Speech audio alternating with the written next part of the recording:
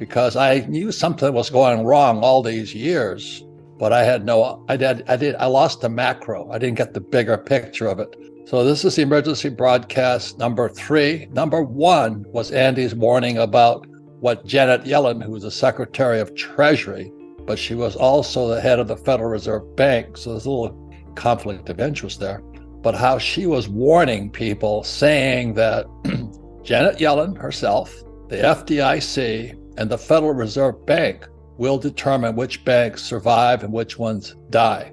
So Andy called up, he says, we got to do emergency podcast number 1. Number 2 is, what does it mean when Japan and Mexico want to join the BRICS? And the BRICS stands for Brazil, Russia, India, China, South Africa, Saudi Arabia, and on and on and on. But if you have Japan and Mexico, who are possibly as close to us as Canada, joining the opposing side, that's number 2. And I think is by far the best financial literacy video I've ever done. So that was number 2. So Andy will please watch that one. It goes in depth. In other words, we're about to go into what's called the Wile E. Coyote moment. Everybody's running along and says, oh, don't worry, the Fed's got my back. The economy's fine. I love this guy Biden, and America's the greatest, the economy's safe. And when people crash, when this thing crashes, and it's coming soon, it's the people that are not prepared. Be very, very afraid of those who are sound asleep at this moment, because when they wake up, they're going to wonder what happened. So I'll just tell you a quick story. I went to flight school, to fly these things in Vietnam, and they wanted to prepare us for the worst. So how did they prepare you for the worst? Well, they make it the worst. So what they did is they take us out into the Gulf of Mexico off of Pensacola Beach. They simulate a parachute crashing into the ocean. So it's freezing weather. I think the temperature was -3 degrees or something. We hang out the back, we drop into the water, we got to unhook, then we paddle ashore, our little rubber ducks, there's like 7 of us in a group, and we go ashore into the swamps of Florida, and our job is to survive. So it's a simulate crashing in Vietnam or the jungles, and then we had to figure out how to survive. So everything is like a little Boy Scout camp. The first day, everybody's happy, we're chugging along. This is easy. Day 2 gets a little bit more serious.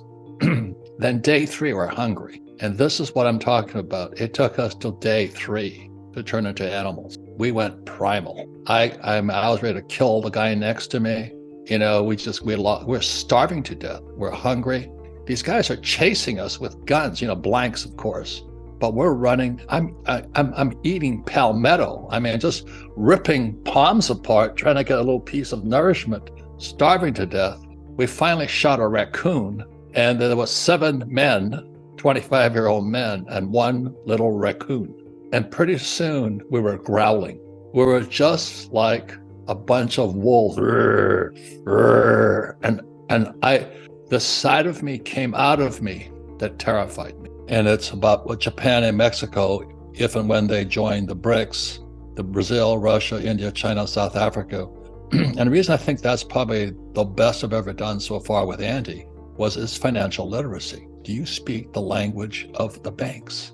And that's the most important thing right now. Do you speak the same language the banks are speaking? So what was financial emergency podcast number 2? What's the significance of Japan and Mexico contemplating or already joining the BRICS?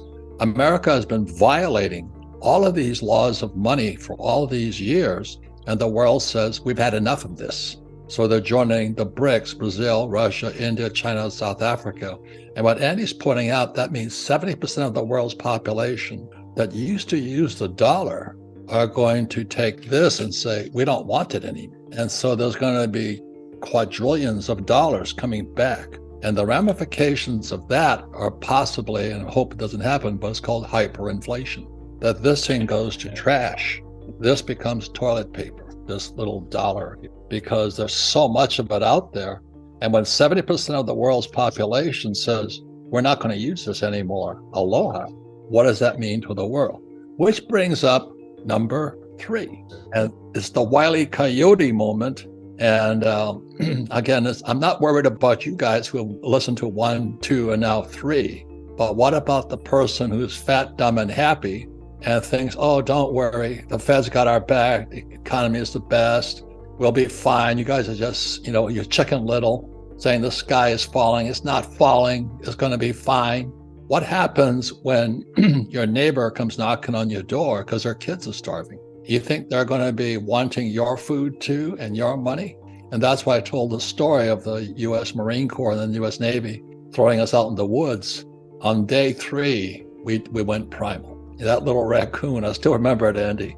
There were 7 men, 25-year-old men. You know how much we can eat at 25? And this little raccoon was smaller than a chicken.